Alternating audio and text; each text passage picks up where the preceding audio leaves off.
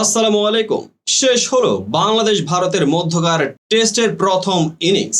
Follow অনের ফাঁদে পড়া টাইগারদের এক প্রকার বাঁচিয়ে দ্বিতীয় ইনিংসের ব্যাটিং শুরু করেছেন ভারত দল। এখানে ঘটে এক মর্মান্তিক ঘটনা।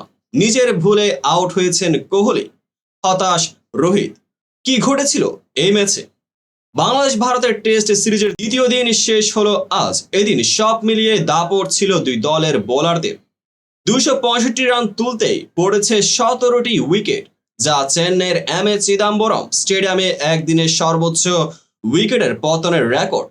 শেষ বিকেলে দ্বিতীয় ইনিংসের ব্যাট করতেই নেমেছিল ভারত, যেখানে নিজের ভুলেই আউট হয়ে ফিরেছেন তারকা ব্যাটার বিরাট কোহলি।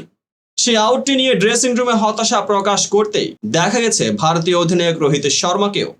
এমনকি বিষয়টি নিয়ে সামাজিক যোগাযোগ মাধ্যমে আলোচনায় মেতেছেন নেটিজেনরা। মেহেদী হাসান মিরাজের বলে এলবিডব্লিউ আউট হয়ে ফিরেছেন কোহলি। পরে দেখা যায় বল তার প্যাডে লাগার আগে ব্যাট ছুঁয়ে যায়, কিন্তু রিভিউ না নেওয়ায় প্যাভিলিয়নে ফিরে হয়তো আক্ষেপেই পড়েছেন এই অভিজ্ঞ ব্যাটার। মিরাজের অফ স্পিনে হুচট খান কোহলি। ফুল লেংথে ফেলা বলটি ফ্রন্ট ফুটে স্কোয়ার লেগ অঞ্চলে খেলতে চেয়েছিলেন কোহলি, তবে ব্যাটে ঠিকঠাক না লেগে সেটি আঘাত করে তার পায়ে। মিরাজ এলবিডব্লিউর আবেদন করলে তাতে সাড়া দিয়ে আঙ্গুল তুলে দেন আম্পায়ার রিচার্ড কেটেলবোরো। পরে কোহলি আর রিভিউ নেননি। নন স্ট্রাইকিং এন্ডে থাকা গেলের সঙ্গে সামান্য বাক্য বিনিময় করে প্যাভিলিয়নের পথ ধরেন তিনি। পরে সবাইকে অবাক করে দিয়ে রিপ্লেতে দেখা যায় কোহলির ব্যাটে কিছুটা স্পাইক ছিল, অর্থাৎ প্যাডে লাগার আগে বলটি তার ব্যাটে ছুঁয়ে যায়, যা কোহলি নিজেও বুঝতে পারেননি।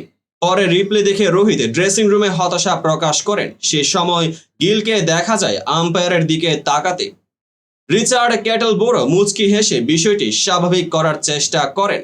কোহলির বিদায়ের পর দিন শেষে আগ পর্যন্ত ক্রিজে ছিলেন গিল ও ঋষভ পন্থ। দুজন আগামীকাল তৃতীয় দিনের ব্যাটিংয়ে নামবেন। দ্বিতীয় ইনিংসে এখন পর্যন্ত ভারতের সংগ্রহ 3 উইকেটে 81 রান। ইতিমধ্যে স্বাগতিকদের লিডে দাঁড়িয়েছে 308 রানে।